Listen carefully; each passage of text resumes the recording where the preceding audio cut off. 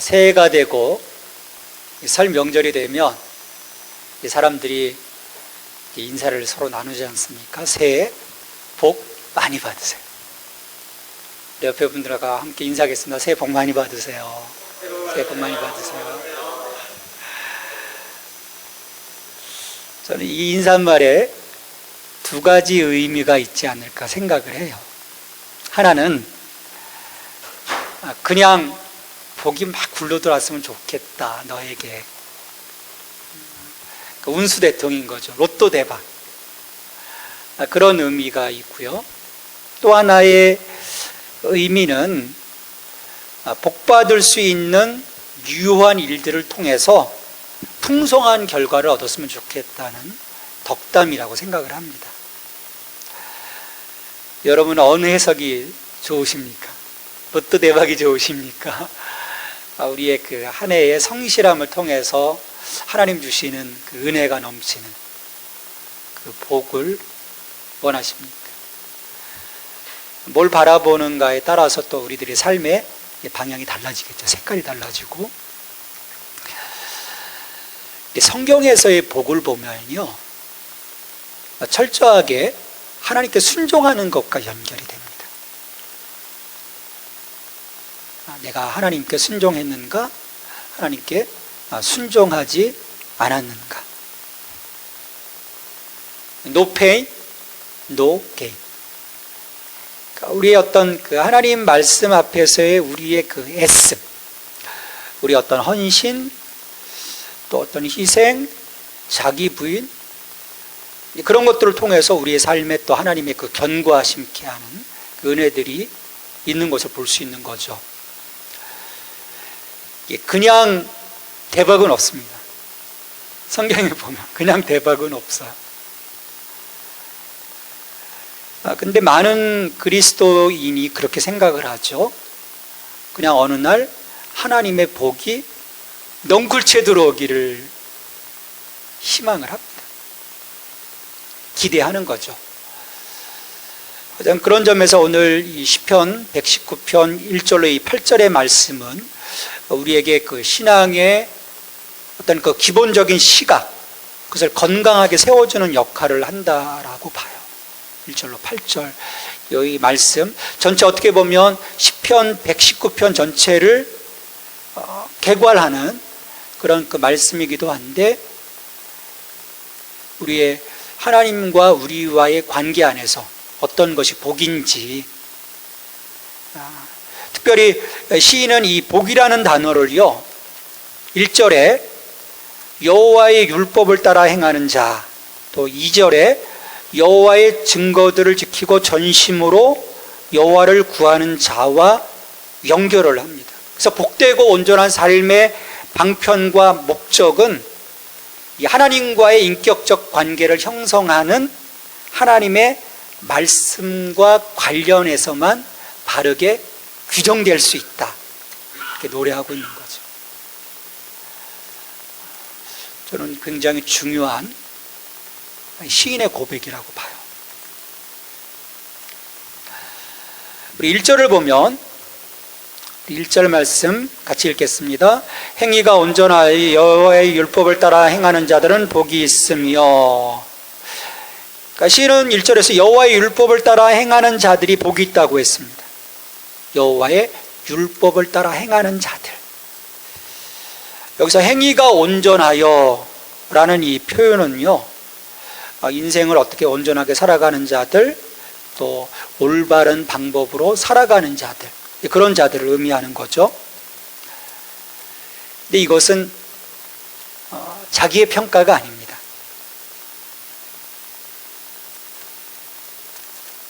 우리 스스로 그런 경우들이 있잖아요. 나 참 잘하고 있어. 나 말씀도 잘 지키고 예배도 잘하고 하나님 정말 그 마음에 합당한 자야라고 스스로 이제 생각하는 경우들이 있는데, 여기에서의 이 표현은 삼자의 눈으로 관찰해서 그 사람이 얼마나 옳은 삶을 살았는지를 지켜보고 과연 그가 그렇게 살았다고 평가된 결론을 의미하는 거예요. 내 시각으로서 보는 것이 아니라 옆에 사람들이 보는 것입니다.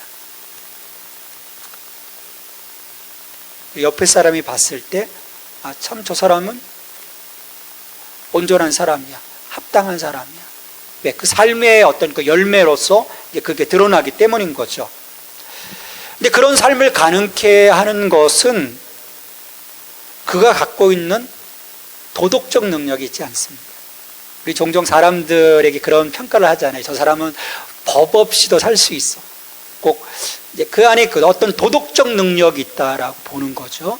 그 삶을 살아내는 어떤 바른 힘이 있다라고 보는 건데, 성경의 근본적인 시각은 그러한 그 힘 자체가 우리 안에 내재되어 있지 않다라고 보는 거예요. 왜? 우리는 철저하게 타락했기 때문에. 하나님의 그 성품, 하나님의 것들을 잃어버린 존재이기 때문인 거죠. 그래서 말씀은 언제나 하나님의 그 말씀을 따라 행하는 것을 초점을 맞춥니다. 그러니까 내가 살아내는 것이 아니라 말씀이 우리의 잣대가 되어지고 말씀이 우리를 견인해 나가는, 이제 그 속에서 이런 우리의 삶의 올바름, 이제 그런 것들이 형성된다라고 보는 거죠. 그래서 사람이 여호와의 법에 행하는 것은 그에게 복된 결과를 제공해 줄 뿐만 아니라, 그래서 그 말씀이 우리를 복 있는 사람으로 만들어 주시는. 아브라함도 하나님의 그 불러주심 속에 그 말씀에 순종했을 때 복의 근원이 되는 거지, 그 자체가 복의 근원이 되는 것은 아니거든요. 그런 점에서 1절의 말씀은요, 성경이 말하는 바 복의 평가의 기준이 무엇인지를 선명하게 보여줍니다. 성경이 말하는 복은요, 사람이 바른 과정을 밟으며 바른 길을 걸음으로 인해 성공과 번영에 이르는 것인데, 그 기준이 하나님의 법에 있음을 분명히 하는 거예요. 그래서 우리가 신앙하면서 하나님의 은혜, 하나님께서 주시는 그 많은 복들에 대한 그 갈망이 이 하나님의 그 말씀 안에서 올바르게 세워져 나갈 때 그것들이 내 안에 이루어지는 거죠. 그것이 충족되지 않으면 그거 없이 거저 이루어지는 하나님의 은혜가, 물론 하나님이 전적으로 그냥 내어주시는 것이지만 그것은 구원의 문제인 것이고, 그 이후, 구원 이후에 하나님 자녀다움의 삶을 살아나가는 그 과정들, 그리고 그 기초에는 하나님 말씀에 대한 순종, 이것들이 계속 우리의 삶에서 쌓여져 나갈 때 내가 하나님의 은총, 하나님의 그 복 가운데 들어가는 것을 성경은 이야기하는 게 신명기 사관입니다. 철저하게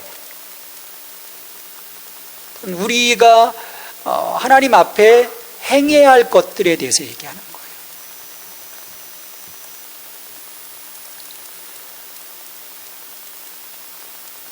근데 세상은 이제 그렇지 않죠.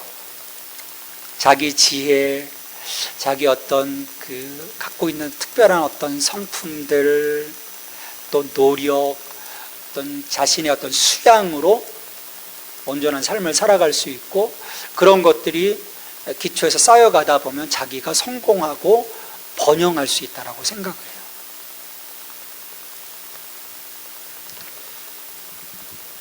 하지만 이것이 우리의 어떤 삶의 온전함을 세워가는 것은 아닌 거죠. 왜? 모래성이라고 할 수 있기 때문입니다. 어느 순간에 다 무너지는 거죠. 근본적인 복은 오직 여호와의 말씀을 따르며 그 말씀이 내 삶 속에 내재되어질 때, 철저하게 하나님의 그 말씀, 법에 대한 그 순종, 그 속으로부터 이루어져 가는 것, 이 119편의 시인은 계속 거듭 강조하는 거예요. 그 다음 2절에서는 앞선 1절과 마찬가지로 참된 행복과 만족을 요구하는, 만족을 보장하는 인간의 삶이 어떻게 가능한지를 보여주죠. 2절 말씀도 같이 읽겠습니다. 여호와의 증거들을 지키고 전심으로 여호와를 구하는 자는 복이 있도다. 여호와의 증거들을 지키고 전심으로 여호와를 구하는 자는 복이 있다 말씀을 합니다.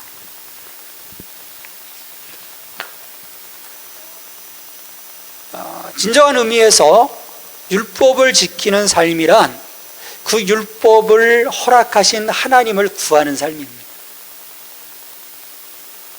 곧 그분과의 인격적인 교제의 과정이에요. 그리고 하나님과의 인격적인 교제는 곧 율법에 대한 경청과 순종으로 이루어집니다. 저는 이게 굉장히 중요한 부분이라고 봐요. 우리 하나님에 대한 그 갈망, 하나님과에 대한 어떤 그 인격적인 그 교제함에 대한 그 부분들에 대해서 굉장히 신경을 쓰고 거기에 대한 어떤 그 간구들을 올려드리면서도 여전히 이것을 가능케 하는 하나님 말씀에 대한 존중, 하나님 말씀에 대한 경청, 그리고 그뿐만 아니라 들은 그 말씀에 대한 어떤 행함에 대한 그 부분들은 부족한 거예요.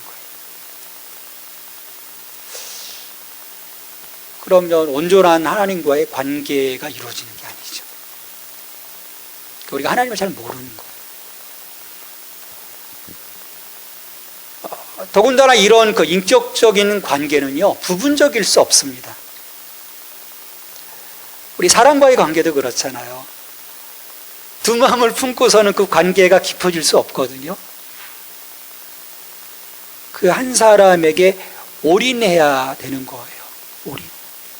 그래서 오늘 말씀에서 하나님을 찾는 그 부분에 대해서 전심이라는 말을 쓰죠. 전심으로. 전심으로 하나님을 구하는 것. 그것이 하나님과의 관계가 더욱더 깊어질 수 있는.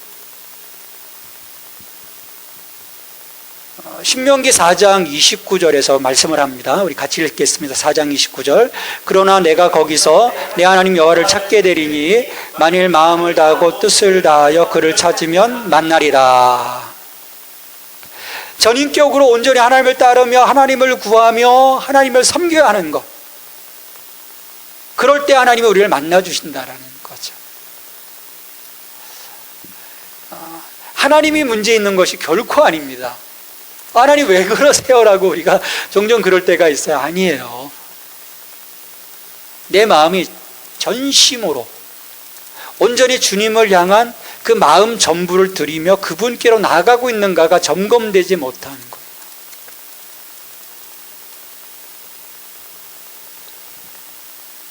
거예요. 여기서 전심으로서의 전제, 정말 저 사람이 전심인지의 증거는 뭐에 있는 것입니까? 내가 하나님의 말씀 가운데 하나님의 그 증거들을 내가 지키고 있는가 있는 것입니다.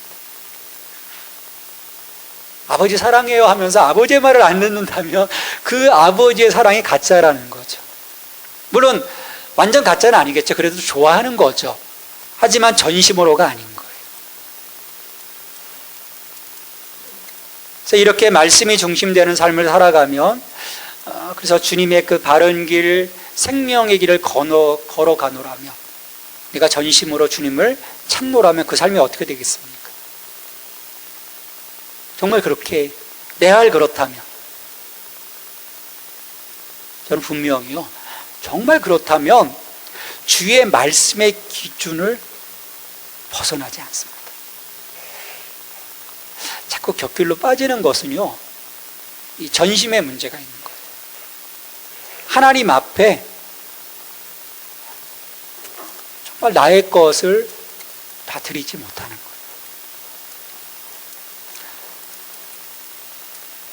그래서 내가 전심으로 주님을 바라보고 주님께 다 드릴 수 있다면, 그래서 말씀에 순종한다면 내 삶에 어둠이 드릴 수 없는 거죠. 어둠의 영역에 불의함이 머물 수 없는 거예요.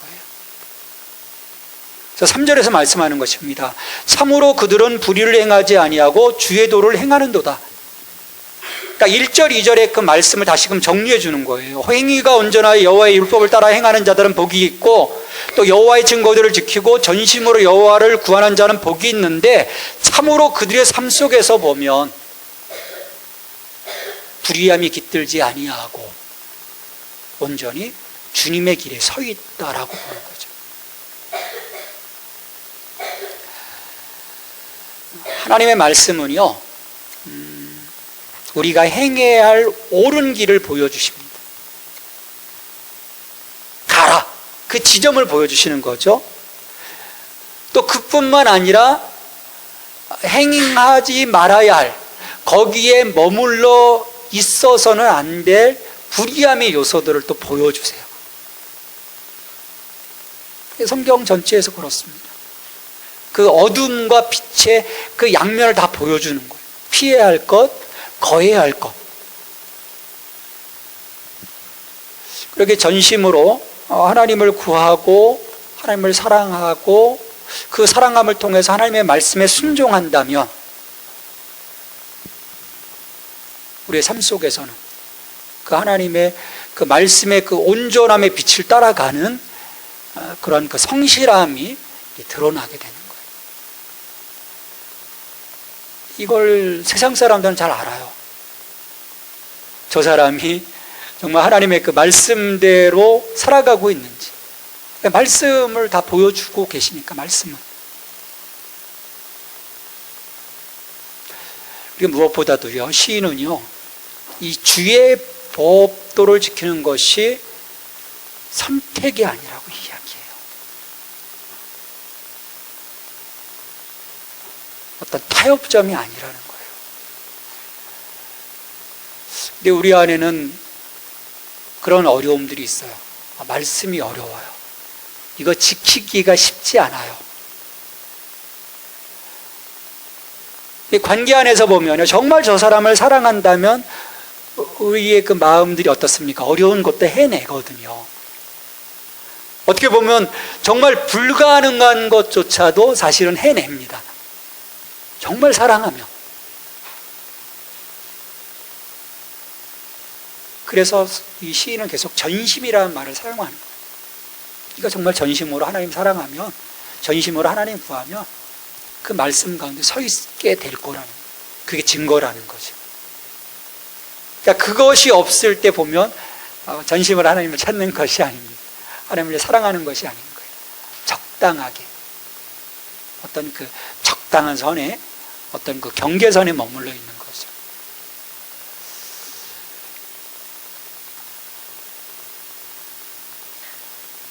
우리가 하나님의 나라, 우리가 구원받고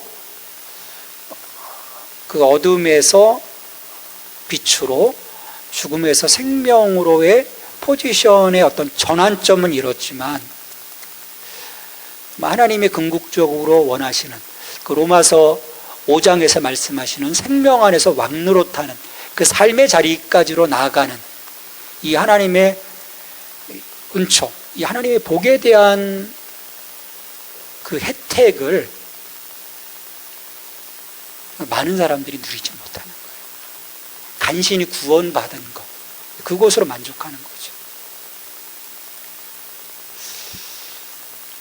이게 오늘 많은 그 크리스찬들이 현실이라고 저는 생각을 해요. 이것들을 넘어설 수 있다면 하나님 성경에서 말하는 그 많은 은혜에 대한 것들이 우리의 삶에서 가셔야 될 것인데 그런 그 영적인 혜택들을 누리지 못하는 거죠. 그래서 시인은 이건 선택이 아니다. 그래서 4절에서 뭐라고 말씀하냐면 자신이 법도를 잘 지킨 것은 주님의 명령에 순종했기 때문이라고 고백을 합니다. 하고 안 하고가 아니라 주께서 명령하신 거고 나의 이 선택은 그걸 할까 말까 고민이 아니라는 거. 아까 고민에 대한 부분을 얘기했는데 고민 없이 그냥 명령하셨으니까 순종하는 것. 그렇게 함으로 나는 법도를 지키게 됐다라고 고백하죠. 주께서 명령하사 주의 법도를 잘 지키게 하셨나이다. 그래서 정리를 해보면 1절에서 3절까지에서 시인은요, 하나님의 말씀을 따르는 자의 삶이 참된 행복과 은총의 삶임을 선언을 해요. 그 복의 기준이 뭔지를 얘기를 하고, 또 4절부터 7절까지에서는 복의 기준이 되는 주의 법을 지키려는 그 열망, 그 소망을 노래를 합니다. 그래서 여기 이 4절에서 명하사라고 말씀하셨는데, 이 히브리어를 보니까 치우 위타라고 해요. 치우 위타. 이 원형은 차와라는 말입니다. 근데 이 차와라는 말은요, 이 히브리 성경에 보면 그 쓰임새가 아버지가 아들에게, 또 주인이 일꾼에게, 또 왕이 신하에게 책임을 부과하거나 명령을 내리는 것을 의미를 해요. 하나님도 말씀하시죠. 너희가 절대 먹지 마라. 정령 죽으리라. 명령하신 거예요. 먹지 말라는 거예요. 이건 먹는 순간에 넌 죽을 거야. 절대적인 거예요. 그러니까 단순한 권고나 부탁이 아니라는 거예요. 우리는 하나님의 은혜를 생각하니까요, 하나님 그렇게 말씀하셨지만 그래도 좀 봐주시겠지라는 생각을 해요. 어떻습니까? 그렇습니까? 기본적으로 그런 생각을 갖고 계십니까? 하나님 은혜로우신데 이렇게 엄미하게 하실까? 근데 하나님의 심판의 어떤 그 순간은요, 은혜가 아닙니다. 엄미하심, 엄격하심이에요. 반드시 지켜야 되는 강한 명령이라는 거죠. 그런 점에서 우리는 선택이 아니라, 고민의 문제가 아니라 우리 또한 반드시 지켜 행해야 하는.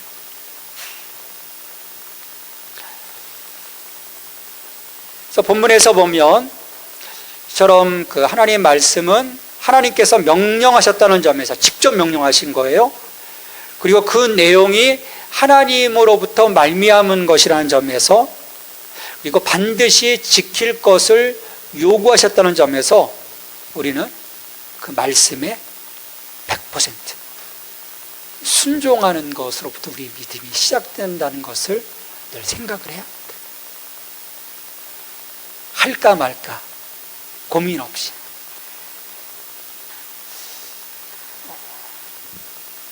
왜냐하면 우리가 그렇게 순종하고 나가면 그 말씀을 지키도록 힘주시는 분이 누굽니까? 앞에서 얘기했듯이 우리 내재대님이 아니거든요. 내가 그 말씀을 지키기로 결단하고 순종하고 나가면 그 말씀을 지켜낼 수 있는 힘을 내게 주시는 분이 아버지신 성령님 안에서. 근데 우리는 그 관계를 자꾸 무시해버리는 거죠. 걷어내는 거예요. 아, 저요. 잘 못하겠어요.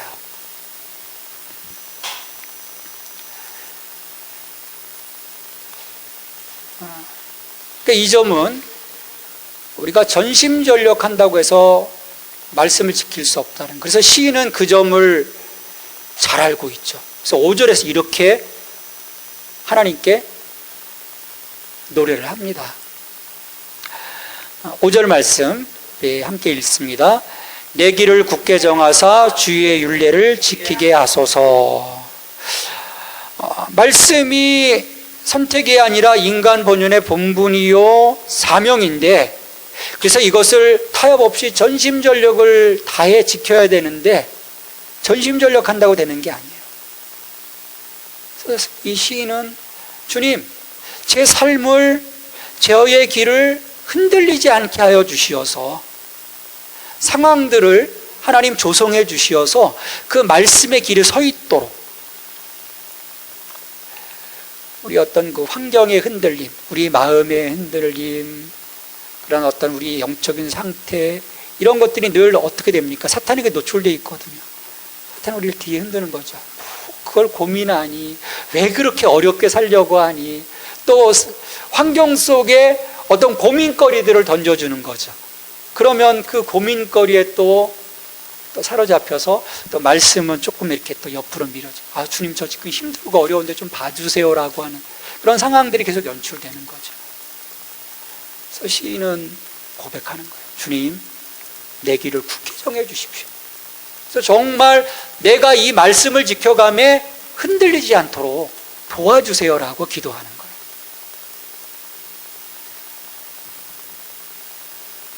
우리 새번역에 보니까요, 그렇게 이 번역을 해놨어요. 이 구절을요. 내가 주님의 율례들을 성실하게 지킬 수 있도록 내 길을 탄탄하게 하셔서 흔들림이 있는 일이 없게 해주세요.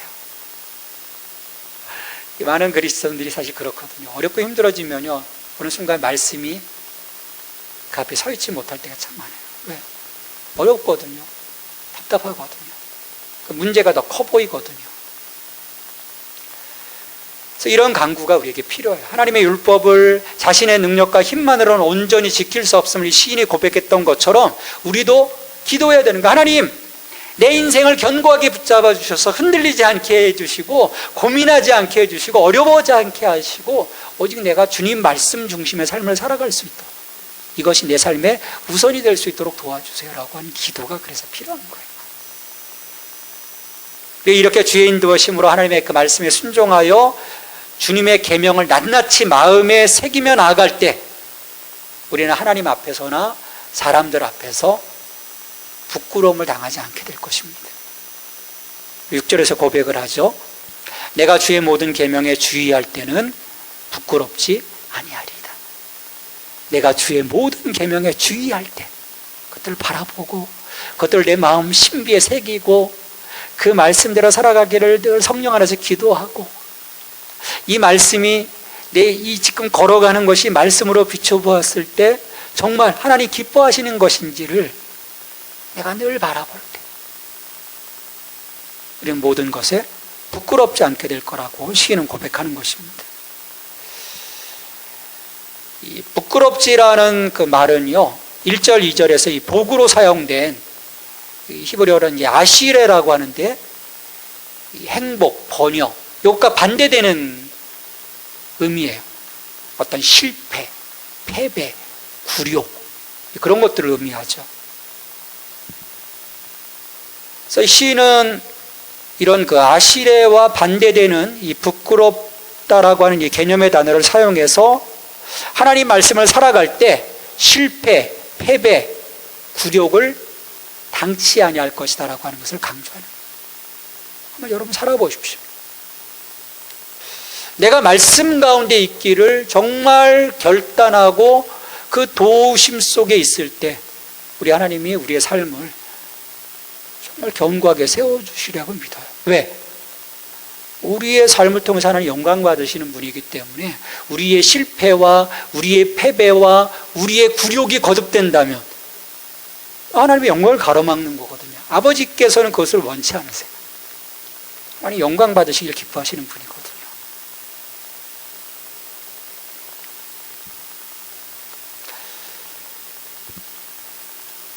그와 함께 그가 말씀에 서 있고 더욱 말씀을 배움으로써 살아갈 때 하나님을 향한 감사와 찬양으로 이어지게 될 것이라. 그 다음 7절에서 시인은 노래를 합니다. 7절 말씀 같이 읽습니다.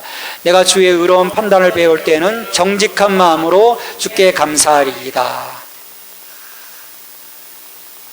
하나님 내 삶을 세워주시는 거예요. 부끄럽지 않게 하시는 거예요. 내 삶을 견고하게 해주시는 거예요. 우리를 하나님 은혜, 하나님 복의 자리, 하나님의 영광의 자리로 우리를 이끌어 가시는 거죠. 그때 우리는 어떻게 됩니까?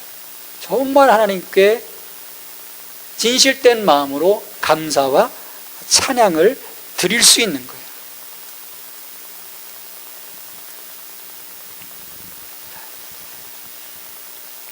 그럼 이제 8절의 말씀으로 넘어가겠습니다. 8절 말씀 같이 읽습니다. 내가 주의 윤리들을 지켜리니 나를 아주 버리지 마옵소서. 8절의 고백을 보면 어떤 상황이 느껴지십니까? 아직 시인이 어떤 고난 가운데 있는 것을 보게 돼요. 그런 점에서 보면요, 우리가 하나님의 복을 누린다고 했을 때 여전히 우리의 삶에 어려움이 있음도 우리가 알 수 있는 거죠. 그러니까 하나님의 복은 어떤 그 세상의 유물론적인 우리의 생각 속에서의 복이 결코 아님을 보여주는 거예요.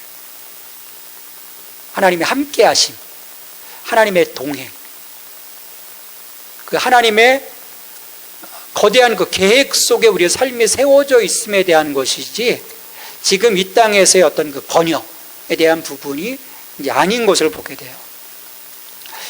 자, 여기서 자신이 어떤 고난의 그 상황 속에 있음에도 불구하고 시인은 절망하지 않습니다. 그러면서 하나님을 향한 간구를 하는 거죠. 하나님, 나를 아주 버리지 마시옵소서.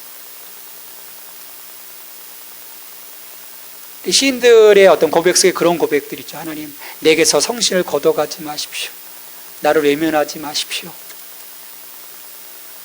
어떤 관계에 대한 어떤 갈망들을 늘 갖고 있는 거예요. 하나님의 그 보호하심, 하나님의 그 은혜의 테두리 안에 있기를 소망하는 거죠. 그리고 무엇보다도 하나님이 자기를 구원해 주실 것, 하나님에 대한 신뢰, 그리고 내가 하나님 도와주셔서 내 삶에 그 말씀대로 살아가도록 하신 그 말씀의 힘, 그 말씀 안에서 우리에게 주신 그 약속들, 그것들을 붙잡고 있기 때문에 이 시인은 결코 실망하지 않습니다. 그리고 그 말씀하심의 근거에서 하나님, 나를 보호해 주실 것을 요청하고 있는 거죠. 신뢰의 문제입니다. 끊임없이 말씀 안에 있고 아버지와의 관계 안에서 그분을 내가 신뢰하고 있다면, 그리고 그 어떤 상황 속에서도 나를 향한 끈을 놓지 않으시는 아버지, 그 아버지를 보게 되는 거죠.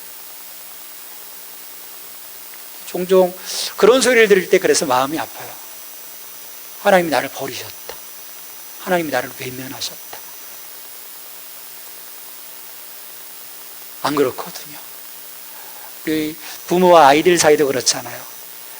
혼나서 쫓겨나서도 부모의 관심 밖으로 쫓겨난 건가? 아닌 거거든요. 이 아이를 훈계하기 위해서 잠시 이렇게 밀어낸 거지, 여전히 거길 바라보고 있거든요. 그 관계인 거예요. 우리가 전심으로 주를 구하며 주님의 말씀 안에 거하기를 힘쓰는 자들이라면 우리는 우리를 향하신 아버지의 계획, 아버지의 뜻에 대한 신뢰가 든든해야 될 것이라 믿습니다. 그러면 문제가 없는 거예요.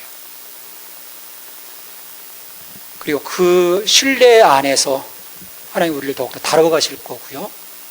더욱더 우리의 삶이 새로워질 것이고 견고해지리라고 저는 믿습니다. 2020년 말씀 안에 거하는 자에게 주시는 이 하나님의 복이 올 한 해 여러분들을 이끌어갈 수 있게 되기를 주님의 이름으로 축원합니다.